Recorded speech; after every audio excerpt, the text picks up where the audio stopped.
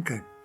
Hello, I'm Larry Meisel, and welcome to The Examined Life, a channel for people interested in the discussion of ideas and issues and current events, from the tremendously important to the trivial but interesting. All proceeds from the channel are donated to Doctors Without Borders, Amnesty International, Feeding America, and Oxfam, which is a World Hunger and Poverty Relief NGO.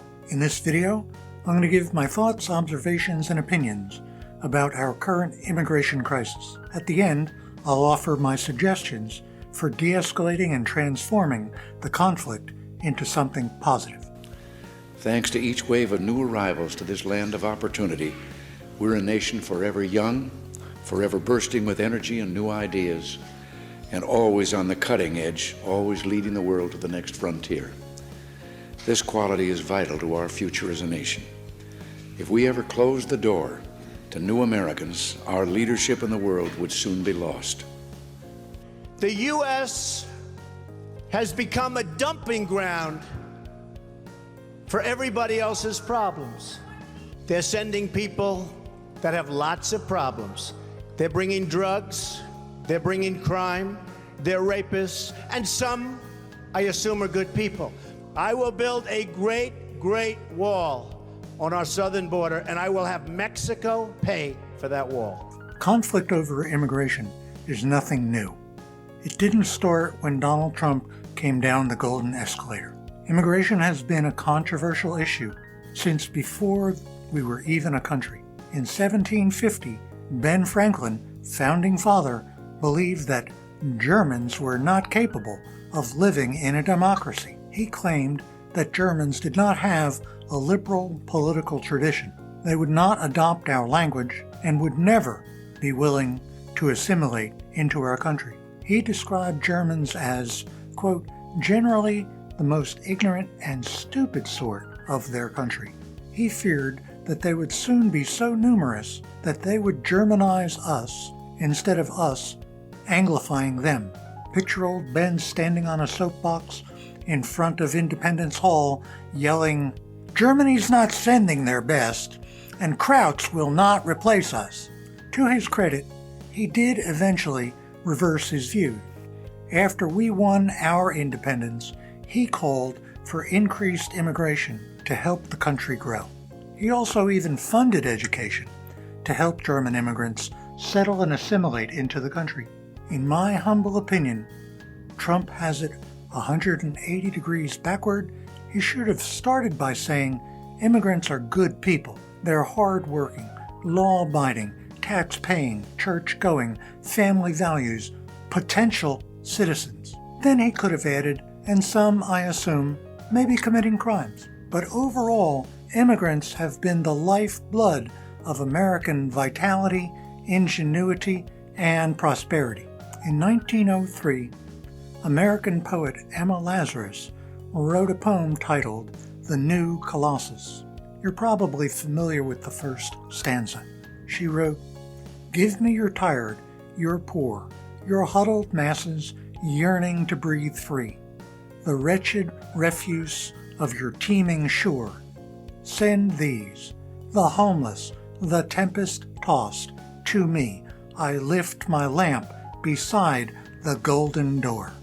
She was expressing one of the fundamental values of America, and this poem is on a plaque inside a pedestal of the Statue of Liberty in the New York Harbor. But unfortunately, we've had anti-immigration periods throughout our history. In 1798, we had the Alien and Sedition Act, which authorized the president to deport any non-citizen deemed, quote, dangerous to the peace and safety of the United States.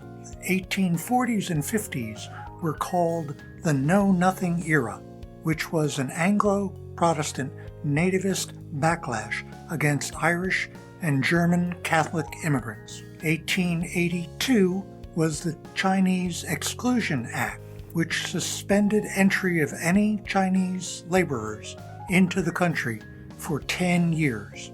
In the 1910s and 1920s, we had an era of quotas, which were reflecting a desire for, quote, racial purity and, quote, American identity.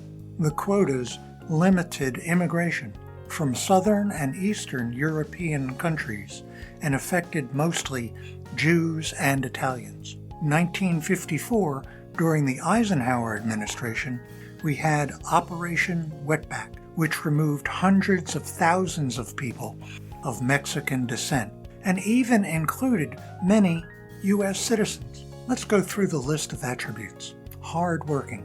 Approximately 8.6 million undocumented individuals are employed in the United States. About 74% of undocumented immigrants of working age are employed, compared to roughly 60% of the general U.S. population.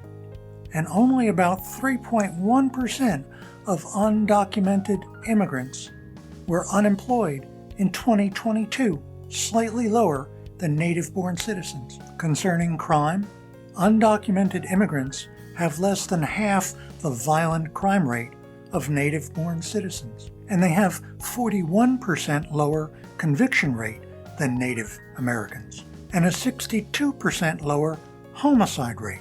This is according to the Texas Department of Public Safety, which is the only agency that tracks crime by immigration status. Regarding drugs, in 2024, 80% of drug traffickers were U.S. citizens, and 4 out of 5 fentanyl traffickers were U.S. citizens. And this is according to a government agency titled the U.S. Sentencing Commission. Cato Institute in 2025 reported that 93% of people held in detention had no convictions for violent offenses, and 65% had no convictions of any kind.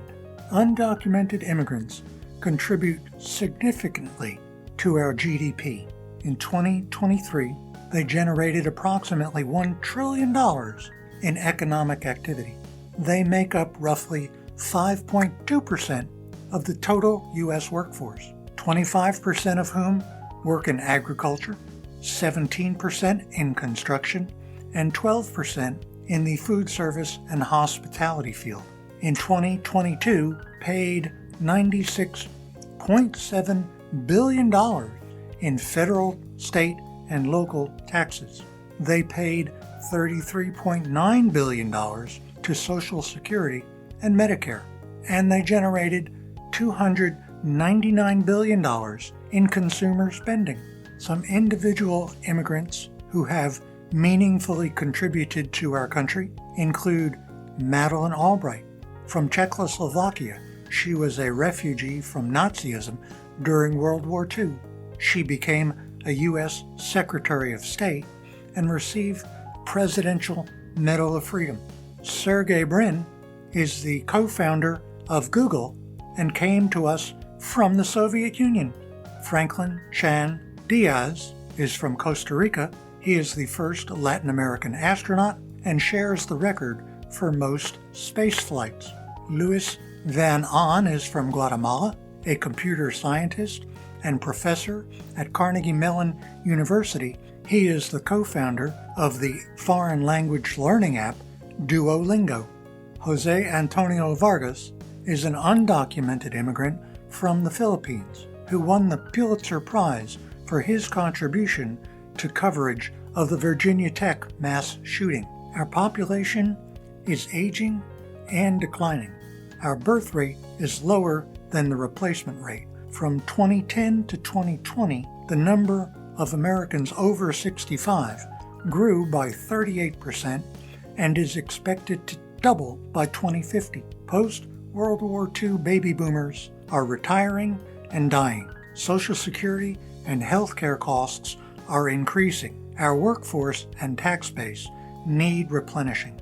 Conservative columnist George Will uses the metaphor of a turnstile.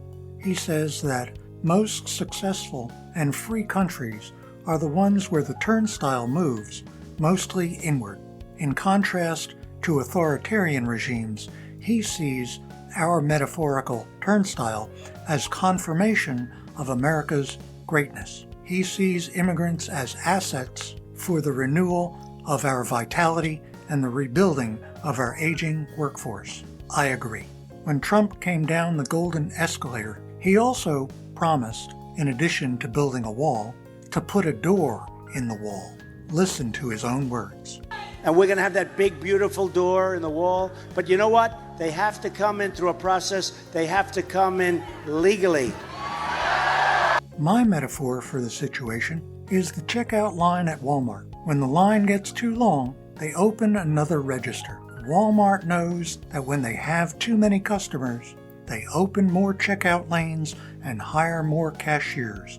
They don't lock the doors and tell people to go away. Here's my proposal, and let me know what you think in the comments section. I suggest for legal immigrants should have to complete classes in English literature, U.S. history, and government. Then after 5 years, they should be able to satisfy the requirements for citizenship. They should be able to pass an exam in history and government, be able to demonstrate English proficiency, show a record of consistent employment and paying taxes, have a clean legal record, and provide letters of reference. For undocumented immigrants, I believe they should be charged with a misdemeanor crime for entering the country illegally, but given a suspended sentence and put on probationary status. They too should have to complete classes in English literature, U.S. history and government, and then satisfy the requirements for citizenship within 5 years, but have to wait an additional 5 years before actually becoming naturalized citizens. They would be able to pass an exam in English history, show proficiency in English, have a consistent record of employment and paying taxes, pass a background check, and have reference letters as to their character and deserving to become American citizens. Trump came down the golden escalator and promised to build the wall. Now it's time to build the golden door. And this is not just liberal snowflake idealism. Listen to the patron saint of conservatism, Ronald Reagan, in his final speech to America. I think it's fitting to leave one final thought, an observation about a country which I love. It was stated best in a letter I received not long ago. A man wrote me and said, "You can go to live in France, but you cannot become a Frenchman. You can go to live in Germany or Turkey or Japan, but you cannot become a German, a Turk, or Japanese. But anyone from any corner of the earth can come to live in America and become an American." Yes, the torch of Lady Liberty symbolizes our freedom and represents our heritage, the compact with our parents, our grandparents, and our ancestors. It is that lady who gives us our great and special place in the world. For it's the great life force of each generation of new Americans that guarantees that America's triumph shall continue unsurpassed into the next century and beyond. Other countries may seek to compete with us, but in one vital area, as a beacon of freedom and opportunity that draws the people of the world, no country on earth comes close. This, I believe, is one of the most important sources of America's greatness. We lead the world because, unique among nations, we draw our people, our strength, from every country and every corner of the world. And by doing so, we continuously renew and enrich our nation. While other countries cling to the stale past, here in America, we breathe life into dreams, we create the future, and the world follows us into tomorrow. Those who become American citizens love this country even more, and that's why the Statue of Liberty lifts her lamp to welcome them to the golden door. It is bold men and women yearning for freedom and opportunity who leave their homelands and come to a new country to start their lives over. They believe in the American dream, and over they make it come true for themselves, for their children, and for others. They give more than they receive, they labor and succeed, and often they are entrepreneurs. But their greatest contribution is more than economic, because they understand in a special way how glorious it is to be an American. They renew our pride and gratitude in the United States of America. the greatest, freest nation in the world, the last best hope of men on earth. Tell me what you think in the comments section. I know a lot of people are going to say it's too expensive or it's too complicated. This will never work. We've never done it this way before. But I think it's worth the effort. I think the benefits will severely outweigh the costs. We'll have qualified, loyal, hardworking, tax-paying, law-abiding American citizens. Give me your thoughts and reactions and suggestions in the comment section. Like, share, subscribe. Help the channel get monetized because proceeds are going to go to Doctors Without Borders, Amnesty International, and Feeding America, and the World Hunger and Poverty Relief NGO, Oxfam. Thanks for watching. Until next time, wonder, explore, create, and grow. Come back soon. Bye for now. Peace.